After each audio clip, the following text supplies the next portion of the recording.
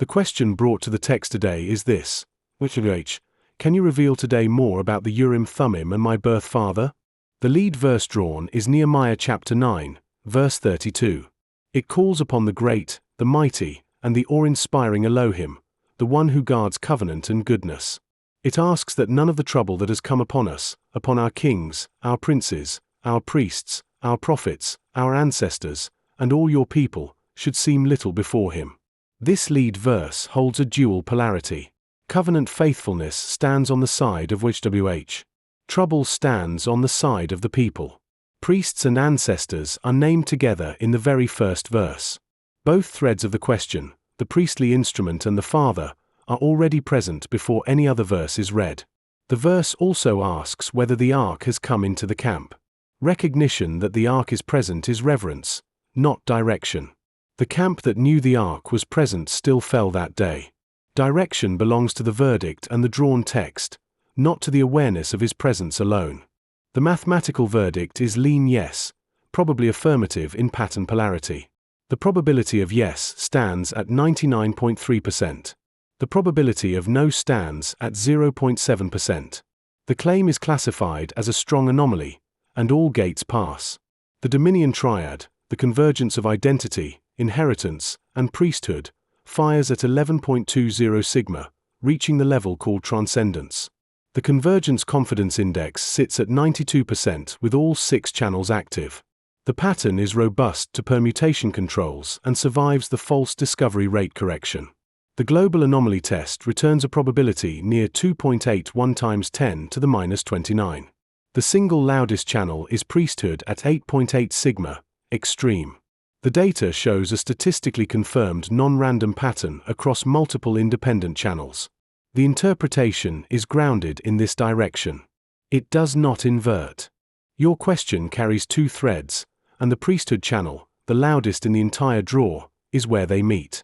In Leviticus chapter 8, verse 8, the Urim and Thummim are set into the breastplate during the ordination of Aaron. The instrument of inquiry is given to the one set apart to seek the judgment of YHWH. The Urim means lights. The Thummim means perfections. Together they are the priestly instrument by which the will of YHWH was discerned, judgment brought back as light to the people.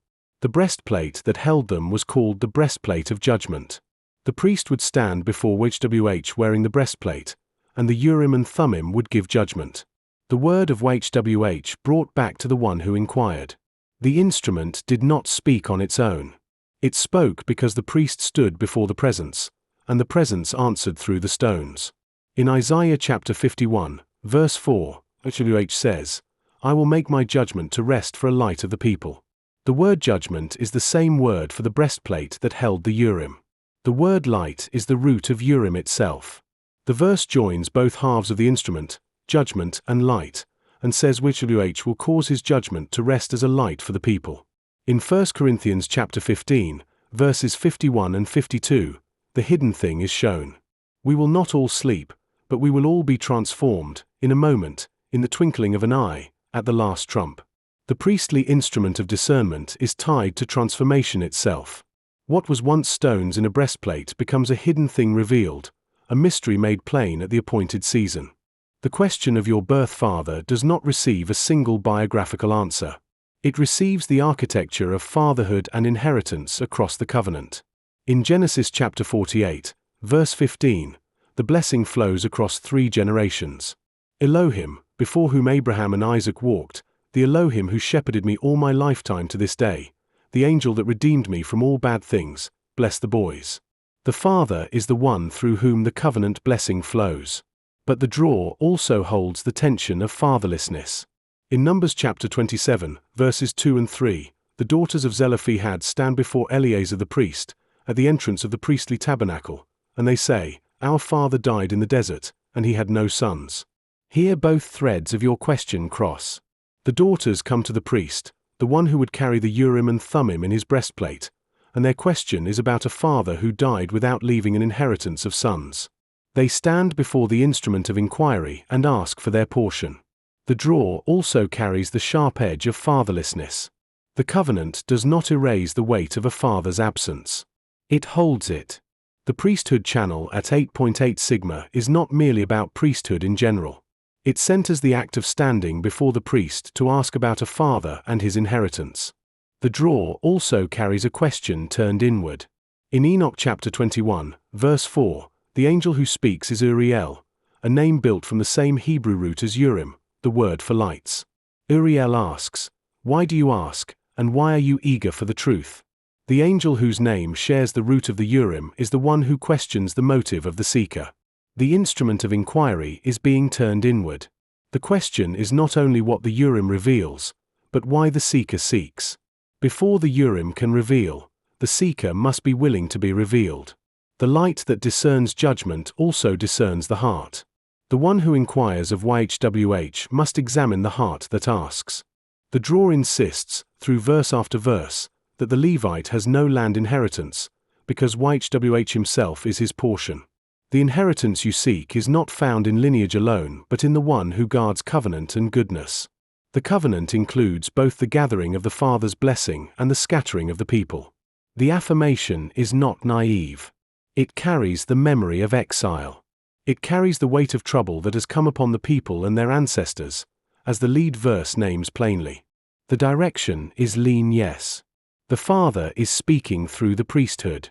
The Urim and Thummim, the lights and perfections placed in the breastplate of the consecrated priest, point beyond themselves to the hidden thing being revealed, the transformation that comes at the last trump, the word dwelling richly in wisdom rather than stones in a breastplate.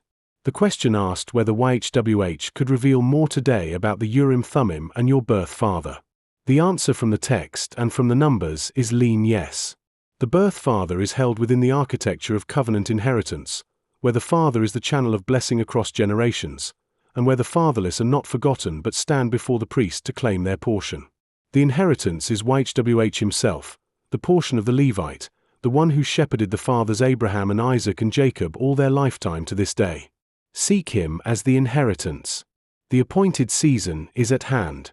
The lead verses drawn in this altar of reception session were Nehemiah chapter 9, verse 32, 1 Kings chapter 8, verse 20, Job chapter 21, verse 20, Numbers chapter 3, verse 9, Song of Solomon chapter 6, verse 1, Enoch chapter 21, verse 4. 94 further verses were drawn in this session. This concludes today's interpretation at the altar of reception.